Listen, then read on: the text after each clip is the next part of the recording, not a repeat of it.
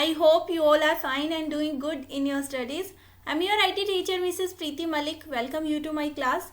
As you all know that we were doing employability skills and we have learnt about 4 units of employability skills, and that were communication skills, self-management skills, ICT skills, and last unit which we have discussed about was the entrepreneurship skills. Today we will start with our unit number 5, that is green skills. जैसे कि नाम से ही पता चल रहा है, green skills mean that is related to our environment. हम अपने स्किल कौन कौन से स्किल का यूज करके अपने इन्वायरमेंट में कुछ ना कुछ कंट्रीब्यूट कर सकते हैं, अपने इन्वायरमेंट को बचा सकते हैं. So let's begin our today's class. सबसे पहले आता है introduction. The environment around us affect all aspects of our life and our day to day activities also affect the environment. जैसे जो भी इन्वायरमेंट होता है हमारे चारों तरफ, वो किसी न किसी तरह से हमारी लाइफ को अफेक्ट करता है. उसी तरह से हम अपनी डे टू डे लाइफ में जो भी एक्टिविटीज करते हैं वो भी ना किसी तरह से हमारे इन्वायरमेंट को अफेक्ट करती हैं. Those who live in cities get their food supply from surrounding villages and in turn are dependent on forests, grasslands, rivers, seashores for resources such as water, fuel, food and fodder etc.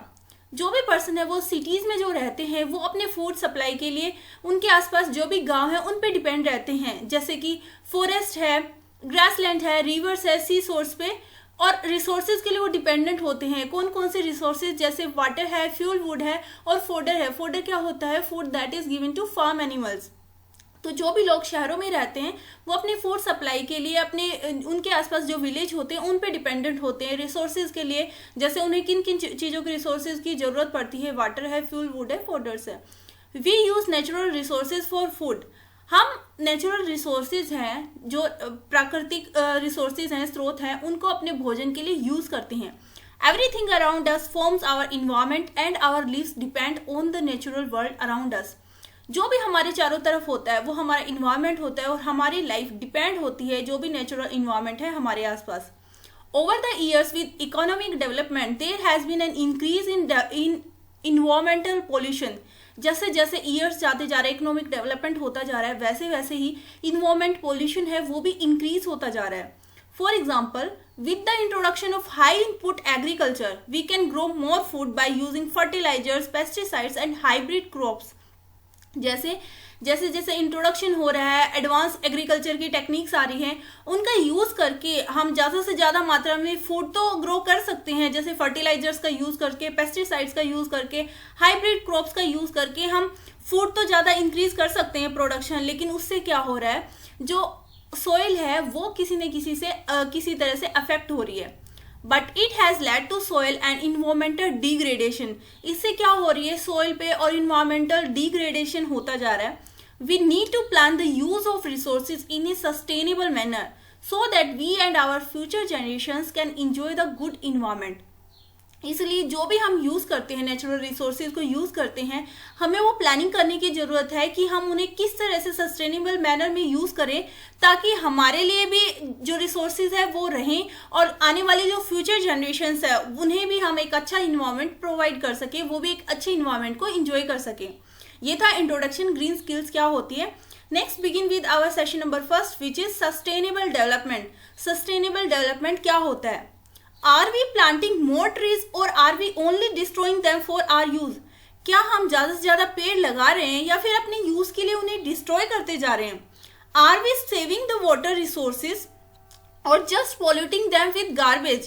क्या हम जो water resources है वो ज़्यादा से ज़्यादा use करते जा रहे हैं, ज़्यादा से ज़्यादा लगाते जा रहे हैं, या फिर अपने यूज़ के लिए जो गार्बेज है वो उन्हीं में बहाते जा रहे हैं?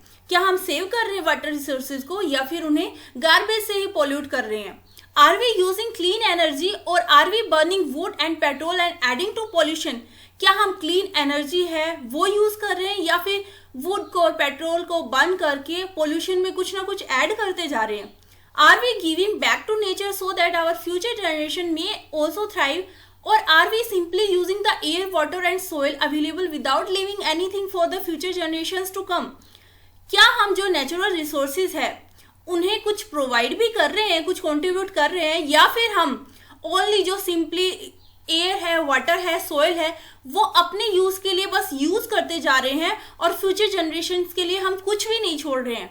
If the answer of all these questions is yes, then we are only thinking about our immediate development and not the long term development. अगर इन सभी क्वेश्चंस का आंसर यस है, दैट मीन्स हम केवल जो हमारा इमीडिएट डेवलपमेंट है उसी के बारे में सोच रहे हैं, हम लॉन्ग टर्म डेवलपमेंट के बारे में नहीं सोच रहे हैं. नेक्स्ट आता है what is sustainable development. Sustainable development होता क्या है? Sustainable development is the development that satisfies the needs of the present without compromising the capacity of future generations, guaranteeing the balance between economic growth, care for the environment and social well-being. Sustainable development क्या होता है? जो लंबे समय तक continue रह सके. Sustainable development एक ऐसा डेवलपमेंट होता है जो प्रेजेंट की जरूरतों को तो पूरा करता है, प्रेजेंट की जरूरतों को तो सेटिस्फाई करता ही है, लेकिन जो फ्यूचर जनरेशंस है उनकी नीड्स के साथ भी उन्हें कॉम्प्रोमाइज नहीं करना पड़ता, और ये बैलेंस बना के चलता है इकोनॉमिक ग्रोथ के साथ, इन्वायरमेंट के साथ और सोशल वेलबींग के साथ. नेक्स्ट आता है importance of sustainable development. Sustainable development इतना इंपॉर्टेंट क्यों है? Economic development is using up resources of the world so quickly that our future generation, the young people of the world, would have serious environmental problems such much worse than those that we are facing at present. Economic development से क्या हो रहा है? हम resources का use करते जा रहे हैं. इससे क्या होगा? आज के टाइम में जो हमारी यंग जनरेशन्स को जिन सीरियस इन्वायरमेंटल प्रॉब्लम्स को फेस करना पड़ रहा है, आने वाली फ्यूचर जनरेशन्स को उससे भी ज़्यादा डिफिकल्ट इन्वायरमेंटल और सीरियस इन्वायरमेंटल प्रॉब्लम्स को फेस करना पड़ सकता है. With increasing population and income, the consumption of goods in increasing day by day. जैसे जैसे पॉपुलेशन और इनकम बढ़ती जा रही है, वैसे वैसे जो गुड्स हैं उनको भी हम ज़्यादा से ज़्यादा कंज्यूम करते जा रहे हैं, और कंजम्पशन ऑफ गुड्स है वो भी डे बाय डे इंक्रीज होता जा रहा है. जैसे जितनी ज़्यादा पॉपुलेशन, जितनी ज़्यादा जनसंख्या बढ़ेगी, हम प्रोडक्शन भी ज़्यादा होगा, और अगर प्रोडक्शन ज़्यादा हो रहा है इट मीन्स कंज्यूम भी चीज़ें बहुत ज़्यादा हो रही हैं. This has lead to increase in production and utilisation of natural resources which are required for producing goods. इससे क्या हो रहा है? जैसे जैसे पॉपुलेशन और इनकम बढ़ती जा रही है, जो प्रोडक्शन है वो भी इंक्रीज हो रहा है, और जो नेचुरल रिसोर्सेज हैं उनका भी हम ज़्यादा यूज़ कर रहे हैं, क्योंकि गुड्स को प्रोड्यूस करने के लिए उनकी रिक्वायरमेंट पड़ती है. Society must thus change its development strategies to a new form where development will not destroy the environment. इसलिए हमारी सोसाइटी को जो डेवलपमेंट स्ट्रेटजीज है, उनकी प्लानिंग है, उसे दोबारा से चेंज करने की ज़रूरत है, ताकि हम डेवलपमेंट कर सके लेकिन इन्वायरमेंट को साथ में डिस्ट्रॉय ना करें. This form of sustainable development can only be brought about if each individual practice A sustainable lifestyle. इस सस्टेनेबल डेवलपमेंट को हम कैसे अचीव कर सकते हैं? अगर हर एक इंडिविजुअल है, हर एक व्यक्तिगत पर्सन सस्टेनेबल लाइफस्टाइल के बारे में सोचे, सस्टेनेबल लाइफस्टाइल को अपनाए. Since most of the natural resources are scarce, Therefore, careful utilization of resources is necessary. जैसे मोस्टली नेचुरल रिसोर्सेज जो होती है लिमिटेड होती हैं, एक सीमित मात्रा में ही होती हैं, इसलिए हमें उनका यूटिलाइजेशन है वो भी केयरफुली करना चाहिए. Sustainable development is defined as development that meets the needs of the present without compromising the ability of future generations or meet their own needs. Sustainable development को हम ऐसे डिफाइन कर सकते हैं कि sustainable development क्या होता है? एक ऐसा डेवलपमेंट जो प्रेजेंट की ज़रूरतों को तो पूरा करता ही है, साथ ही जो फ्यूचर जनरेशन्स है उनकी ज़रूरतों के साथ भी कॉम्प्रोमाइज़ नहीं करता. फ्यूचर जनरेशन्स की जो ज़रूरतें हैं, नीड्स हैं, उनको भी सेटिस्फाई करता है. और ये डेफिनेशन दी गई थी world commission on environmental and development bye 1987. For example, sustainable agriculture consists of environmental friendly methods of farming that allow the production of agriculture crops or livestock without damage to human or natural system. Example के लिए sustainable development में क्या होता है? इस तरह से agriculture करना, हमें इस तरह से एग्रीकल्चर को अपनाना ताकि इन्वायरमेंटल फ्रेंडली मेथड्स का हम यूज़ करें फार्मिंग के लिए, नेचुरल रिसोर्सेज को प्रोड्यूस करने के लिए, और जिससे एग्रीकल्चर क्रॉप्स है या फिर ह्यूमन लाइफ है, नेचुरल सिस्टम है, उनको कोई डैमेज ना हो. हमें ऐसे मेथड्स को अपनाना चाहिए एग्रीकल्चर में. It also involves preventing the use of chemicals so as to avoid adverse effect to soil, water and biodiversity. इसके अलावा जो केमिकल्स का यूज होता है एग्रीकल्चर में, हमें वो भी अवॉइड करना चाहिए ताकि हमारी जो सॉइल है, वाटर है, बायोडाइवर्सिटी है, उस पर जो बुरा असर पड़ता है वो हम बचा सके। हमें केमिकल्स के यूज से एग्रीकल्चर नहीं करना चाहिए। नेक्स्ट आते हैं problems related to sustainable development. अगर आप सस्टेनेबल डेवलपमेंट चाहते हो तो कौन कौन सी प्रॉब्लम्स है जो रिलेटेड है सस्टेनेबल डेवलपमेंट के साथ। 3 major problems related to sustainable development are, जैसे 3 मेन प्रॉब्लम्स हैं जो सस्टेनेबल डेवलपमेंट के साथ रिलेटेड हैं। One is food, water and fuel. Food क्या होता है? The amount of rich fertile land needed to grow crops such as wheat, rice etcetera is becoming less and as we are using up more and more land for other purposes. जैसे जितनी amount में हमें land की जरूरत होती है, भूमि की जरूरत होती है, ताकि हम जो भी फसलें हैं जैसे कि गेहूं है या चावल है वो हम उगा सकें, वो उपजाऊ भूमि धीरे धीरे कम होती जा रही है, क्योंकि हम जो जमीन है उसे दूसरे पर्पजेस के लिए ज़्यादा से ज़्यादा यूज करते जा रहे हैं। Soil nutrients are also getting depleted and loads of chemicals are spoiling the soil due to use of chemical fertilisers. जो भूमि के पोषक तत्व होते हैं वो धीरे धीरे कम होते जा रहे हैं, क्योंकि हम बहुत ज़्यादा केमिकल्स का यूज़ कर रहे हैं, जिससे क्या हो रहा है, जो सॉइल है वो भी स्पॉइल होती जा रही है केमिकल फर्टिलाइजर्स के यूज से। नेक्स्ट आता है जो मेजर प्रॉब्लम है सस्टेनेबल डेवलपमेंट में, that is water. We use fresh water from rivers and ponds for drinking and cleaning but dump garbage into them. हम जैसे पीने के लिए या फिर यूज करने के लिए फ्रेश वाटर का तो यूज करते हैं रिवर से या पॉन्ड से, लेकिन साथ ही साथ हम क्या करते हैं, गार्बेज को भी उन्हीं में डाल देते हैं। The rivers and ponds are getting polluted. जो हमारी रिवर्स है, पॉन्ड्स है, वो भी धीरे धीरे पोल्यूटेड होते जा रहे हैं। This way after several years we will have no clean water for our use. अगर हम इसी तरह से यूज करते रहे, गार्बेज उसी में डंप करते रहे, तो क्या होगा, आने वाले ईयर्स में हमारे पास क्लीनिंग के लिए या यूजिंग के लिए क्लीन वाटर बचेगा ही नहीं यूज करने के लिए। नेक्स्ट प्रॉब्लम आती है fuel which is related to sustainable development. We are using a lot of wood for trees as fuel and for construction of homes and furniture. हम ज़्यादा से ज़्यादा वुड है, लकड़ी है, वो यूज करते जा रहे हैं फ्यूल के लिए या फिर घर या फर्नीचर बनाने के लिए। As more and more trees are being cut, it is affecting the climate of place.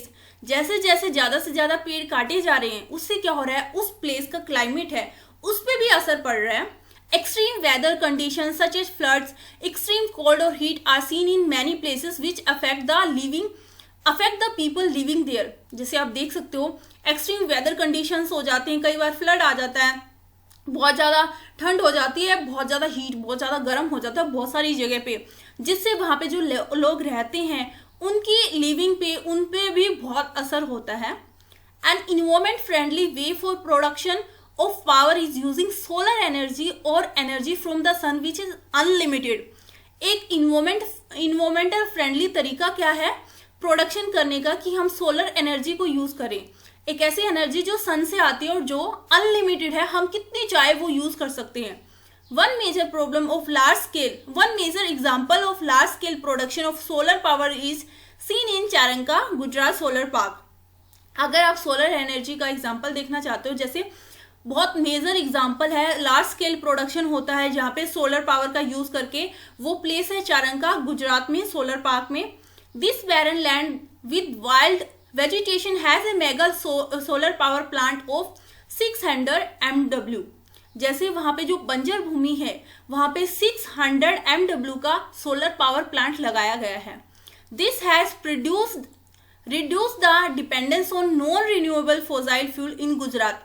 और इससे क्या हुआ है, जो हमारी डिपेंडेंसी थी, निर्भरता थी नॉन रिन्यूएबल थिंग्स के ऊपर, वो गुजरात के अंदर रिड्यूस हो गई है। The people of Charanka have benefit as they have a good source of income and this will also help future generations in the next 40 to 50 years to come. इससे क्या हुआ है, चारंका के जो लोग हैं उनको भी बेनिफिट हो रहा है, क्योंकि उनका जो सोर्स ऑफ इनकम है वो भी उन्हें मिल गया है, और इससे जो आने वाली फ्यूचर जनरेशंस है नेक्स्ट 40 to 50 ईयर्स के लिए, उन्हें भी बहुत हेल्प मिल रही है। सस्टेनेबल डेवलपमेंट के अंदर आप क्या क्या चीज़ों को इंक्लूड कर सकते हो, reducing excessive use of resources and enhancing resource conservation।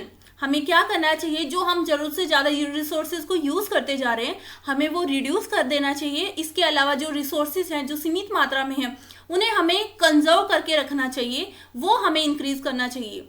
Second one is recycling and reuse of waste material. जो भी वेस्ट मटेरियल होता है उसे हमें रिसाइकिल करना चाहिए, दोबारा से यूज करना चाहिए। Scientific management of renewable resources specially bio resources. जो बायो रिसोर्सेज होती हैं, रिन्यूएबल रिसोर्सेज होती हैं, उन्हें हमें साइंटिफिक तरीके से मैनेज करके रखना चाहिए। प्लांटिंग मोर ट्रीज, हमें ज़्यादा से ज़्यादा पेड़ लगाने चाहिए।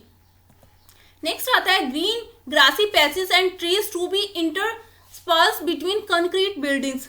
जो भी बिल्डिंग्स होती है कंक्रीट होती हैं जो, उनके बीच में हमें ग्रीन ग्रासी पैचेस को लगाना चाहिए या फिर ट्रीज को लगाना चाहिए। Using more environment friendly material और बायोडिग्रेडेबल मटेरियल। हमें जो इन्वायरमेंटल फ्रेंडली मटेरियल हो या फिर डिग्रेडेबल मटेरियल हो उसको यूज करना चाहिए। Use of technology which are environmental friendly and based on efficient use of resources. हमें ऐसी टेक्नोलॉजीज को अपनाना चाहिए जो इन्वायरमेंटल फ्रेंडली हो और रिसोर्सेज के एफिशिएंट यूज पे बेस हों। ऐसी टेक्नोलॉजीज को हमें अपनाना चाहिए अगर आप सस्टेनेबल डेवलपमेंट चाहते हो। नेक्स्ट आता है sustainable development goals. Sustainable development के गोल्स क्या क्या हैं? द सस्टेनेबल डेवलपमेंट गोल और SDGs are a universal call of action to end poverty, protect the planet and ensure that all people enjoy peace and prosperity। Sustainable development का main goal क्या है? Sustainable development को आप short में SDG भी बोल सकते हो।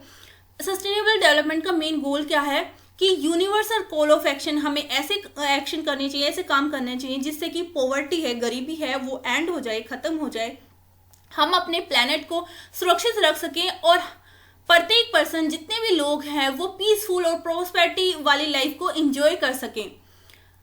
The sustainable development goals were launched at the United Nations sustainable development summit in New York in September 2015। जो सस्टेनेबल डेवलपमेंट गोल्स थे वो लॉन्च किए गए थे United Nations sustainable development summit जो कि हुआ था न्यूयॉर्क के अंदर सितंबर 2015 में। Forming the 2030 agenda for sustainable development, जहां पे एक एजेंडा तैयार किया गया था सस्टेनेबल डेवलपमेंट के लिए, जो हम क्या क्या कर सकते हैं, कौन कौन सा हमारा टारगेट है जो हमें 2030 तक अचीव कर लेना है, वो एजेंडा वहां पे डिस्कस किया गया था। It has set targets that the countries have to should work towards and achieve by 2030। वहां पे टारगेट सेट किए गए थे जो कंट्रीज को जिसके प्रति काम करना है ताकि वो 2030 तक उन टारगेट्स को अचीव कर सके। The 70 Sustainable Development Goals have been made with the aim to take care of important issues facing businesses, government and society। वहां पे 70 Sustainable Development Goals हैं वो बनाए गए थे जिनका एम क्या है, जितने भी बिजनेसेस में जो हम प्रॉब्लम्स है, इश्यूज फेस कर रहे हैं, गवर्नमेंट या सोसाइटी, उन इम्पोर्टेंट इश्यूज को कैसे हम उनकी केयर कर सकते हैं, कैसे दूर कर सकते हैं। Some of these issues are poverty, gender equality, water use, energy, climate change and biodiversity. उनमें से जो 70 सस्टेनेबल डेवलपमेंट गोल्स बनाए गए थे उनमें जो मेजर इश्यूज थे वो थे poverty, gender equality, water use, energy, climate change and biodiversity. Countries are now making policies and regulations that will promote sustainable system needed in all economic sectors to provide a secure, affordable and sustainable economy। जो अलग अलग countries हैं अब वो ऐसी policies हैं, regulations को बना रही हैं जिनसे वो सस्टेनेबल सिस्टम को प्रमोट कर सकें जो वहाँ की ज़रूरत है इकोनॉमिक सेक्टर की, ताकि हम इकोनॉमिक सेक्टर को सिक्योर, अफोर्डेबल और सस्टेनेबल इकोनॉमिक हम क्रिएट कर सकें।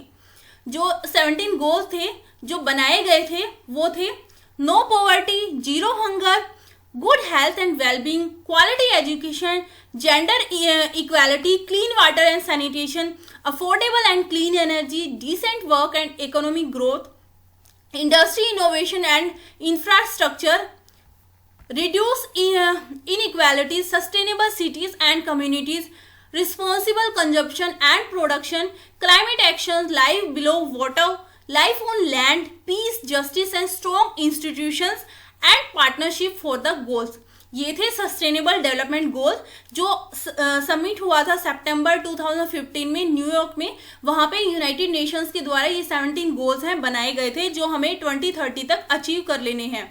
उसके बाद नेक्स्ट आता है the core skills required by a person who want to contribute towards environment include environmental awareness and willingness to learn about sustainable development. अगर कोई पर्सन है इन्वायरमेंट में कुछ ना कुछ कंट्रीब्यूट करना चाहता है तो उसके अंदर कुछ स्किल्स की रिक्वायरमेंट होती है, जैसे उनके अंदर ये स्किल होनी चाहिए ताकि वो इन्वायरमेंटल के प्रति अवेयर रह सके और उनके अंदर विलिंगनेस होनी चाहिए सस्टेनेबल डेवलपमेंट के बारे में सीखने के लिए। If we are responsible about our life then we will do our best at home, in school and at our workplace to help the environment and the people around us।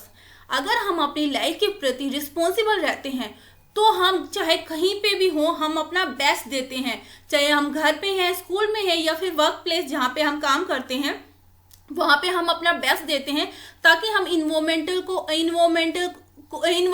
को और जो लोग हमारे आसपास हैं उनको हेल्प कर सके। नेक्स्ट आता है sustainable development initiatives. Sustainable development के लिए कौन कौन से इनिशिएटिव लिए गए हैं?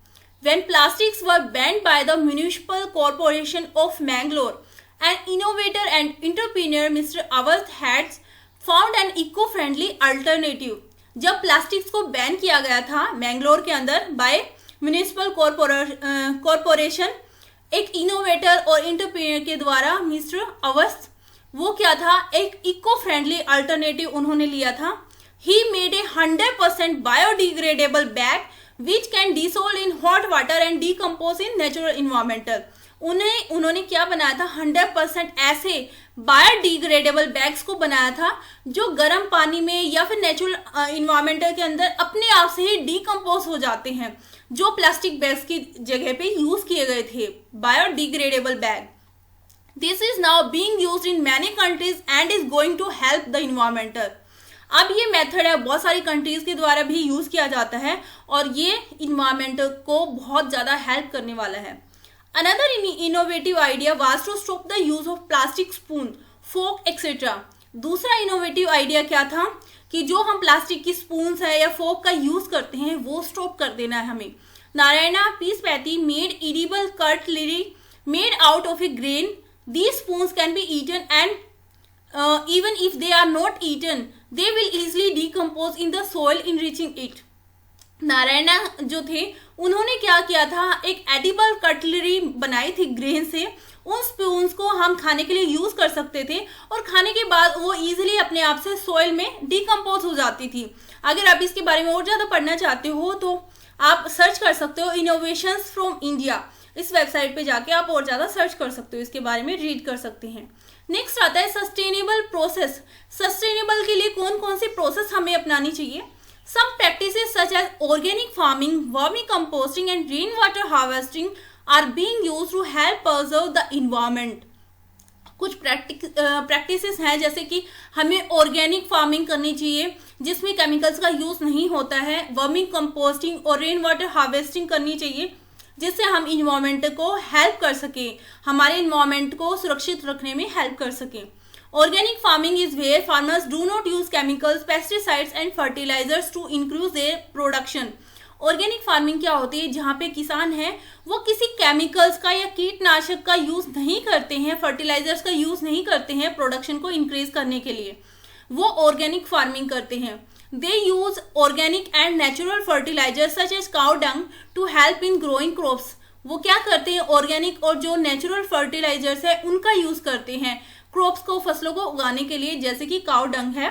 This help in better quality chemical free crop while at the same time maintaining the soil quality for future use।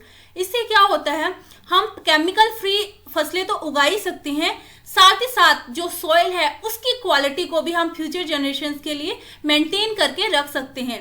This is true example of sustainable development where we are not only using the earth resources but are also preserving it for our future generation. ये सबसे best example है sustainable development का, जहाँ पे हम natural resources को destroy नहीं कर रहे हैं, उनको यूज भी कर रहे हैं और फ्यूचर जनरेशन के लिए उन्हें प्रिजर्व करके भी सुरक्षित भी रख रहे हैं। उसके बाद आती है हमारी प्रैक्टिकल एक्सरसाइज। इसमें क्या करना है, आपको कुछ एक्टिविटी करनी है। जैसे अपने घर में या स्कूल में एक गार्डन क्रिएट कर सकते हो शीट्स का यूज करके, या वेस्ट मटेरियल, स्प्रिंकल्स या गार्डनिंग टूल्स का यूज करके। आप उन्हें फिर कैसे सुरक्षित रखोगे वो आपको करना है। नेक्स्ट दी गई है एक्टिविटी 2। एक्टिविटी 2 में आपको क्या करना है, यहाँ पे एक्टिविटी 2 में है discussion on how to prevent wastage.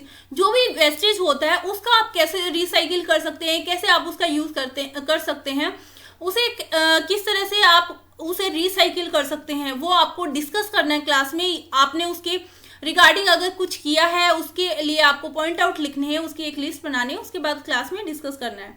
Next आती है exercise which is MCQ based. 4 options दिए गए हैं, आपको सही ऑप्शन चूज करना है। फर्स्ट क्वेश्चन है how many sustainable development goals are given by the United Nations. United Nations के द्वारा कितने सस्टेनेबल डेवलपमेंट के गोल्स हैं वो दिए गए थे, 18, 17, 15 या फिर 20। Next question is choose the option which defines sustainable development. आपको ऑप्शन चूज करना है जो डिफाइन करता है सस्टेनेबल डेवलपमेंट को। Taking care of future generations, जो फ्यूचर जनरेशंस है उनकी केयर करना। Taking care of only our self, केवल हमारी जो प्रेजेंट जनरेशन है उसकी taking care. Taking care of our self and the future generations, हमारी और आने वाली फ्यूचर जनरेशन की टेकिंग केयर करना। वेलबींग ऑफ ऑल, सबके लिए अच्छा wellbeing. Which organisation has made the sustainable development goals. कौन सी ऑर्गेनाइजेशन थी जिसने सस्टेनेबल डेवलपमेंट के गोल्स बनाए थे, United Nations, league of Nations, UNICEF या फिर वर्ल्ड हेल्थ ऑर्गेनाइजेशन। क्वेश्चंस के आंसर बताने हैं आपको। Next question is subjective question. What is the meaning of sustainable development. Sustainable development का मीनिंग क्या होता है वो आपको लिखना है। सेकेंड क्वेश्चन है why do you think the United Nations has made the 17 sustainable development goals. आप क्या सोचते हैं कि यूनाइटेड नेशंस ने 17 सस्टेनेबल डेवलपमेंट गोल्स क्यों बनाए थे, वो आपको लिखना है। जैसे यहाँ पे आप देख सकते हो 2 MCQ के आंसर ऑलरेडी आ चुके हैं, United Nations and 17, which are the answers of MCQ first and third. I hope आज का सेशन आपको अच्छे से समझ आया होगा। आपको ये एक्सरसाइज तो करनी है, साथ में इस सेशन के अंदर जितने भी इंपॉर्टेंट पॉइंट्स थे वो भी आपको अपनी नोटबुक में लिखने हैं। आई होप आज का सेशन आपको बहुत अच्छे से समझ आ गया होगा। अगर आज के सेशन से रिगार्डिंग कोई भी आपको डाउट है ग्रीन स्किल से रिलेटेड तो आप मेरे से पूछ सकते हैं। Okay students, take care, stay home, stay safe.